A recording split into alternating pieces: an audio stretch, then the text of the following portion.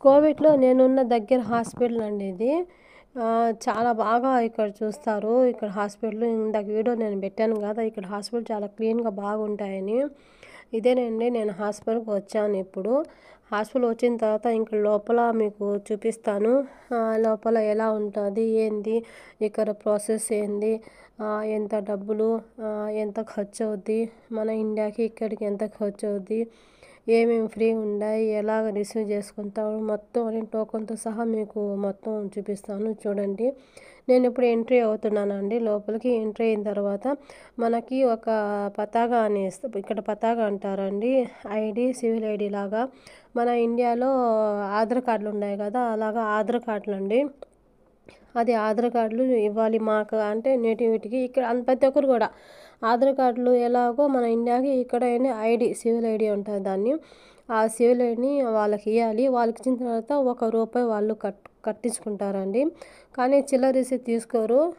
మా మేడం వాళ్ళదైనా లేదా బాబా ఎవరిదైనా కూడా ఆ పతాకాల నుంచి వాళ్ళు అంటే ఏటీఎం కార్డు ఉంటుంది కదా! దాని ఏటీఎం కార్డుల నుంచి వాళ్ళు ₹1 ఒక దినార్ అండి. కోవిడ్‌వి ఒక దినార్ తీసుకుంటారు వాళ్ళు.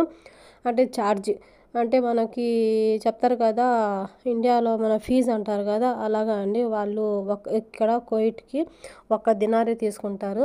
కానీ ఇక్కడ మగవాళ్ళకి నాకు తెలీదు గానీ అంత ఐడియా లేదు. చాలామంది చూస్తున్నాను, వినున్నాను గూడా. ఇది ఎక్కువ తీసుకుంటారు అలాగని. చూడండి ఇది ఒక్క దినార్ తీసుకున్న తర్వాత రిసీప్ట్ ఇస్తారు ఇలాగా. ఒక దినార్ తీసుకున్నామని. తర్వాత టోకెన్ నెంబర్ కూడా ఇచ్చారండి. అది నా సివిల్ ఐడి.